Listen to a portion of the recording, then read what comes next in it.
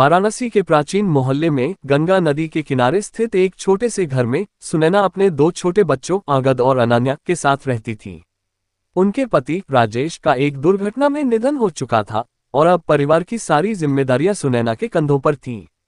सुनैना ने अपने घर के आंगन में तुलसी का एक पौधा लगाया था, जिसे वे प्रतिदिन श्रद्धा और भक्ति के साथ पूजती थीं।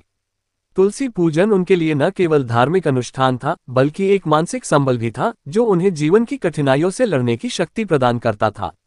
हर सुबह सूर्योदय से पहले सुनैना स्नान करके स्वच्छ वस्त्र धारण करती और तुलसी माता की पूजा करती।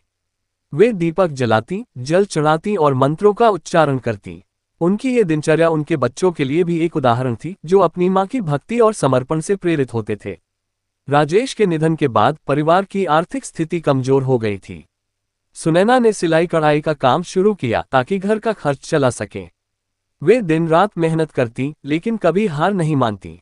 उनका विश्वास था कि तुलसी माता की कृपा से सब कुछ ठीक हो जाएगा। एक दिन जब सुनैना बाजार से कपड़े खरीदने गईं, तो उनकी मुलाकात सीमा से हुई, जो एक एनजीओ में काम करती थी। सीमा ने सुनैना की कहानी सुनी और उन्हें अपने एनजीओ से जुड़ने का प्रस्ताव दिया, जहां वे अन्य महिलाओं को सिलाई कढ़ाई सिखा सकती थीं। इससे न केवल उनकी आय बढ़ती, बल्कि वे अन्य महिलाओं की मदद भी कर पाती। सुनैना ने ये प्रस्ताव स्वीकार किया और एनजीओ में काम शुरू किया। उनकी मेहनत और समर्पण से कई महिलाएं आत्मनिर्भर बनने लगीं। सुनैना की अपनी आय भी बढ़ी, जिससे वे अपने बच्चों की शिक्षा और भविष्य के लिए बेहतर प्रबंध कर सकीं।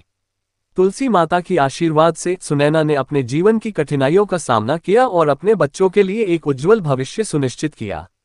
श्रद्धा, समर्पण और मेहनत से हम किसी भी चुनौती का सामना कर सकते हैं।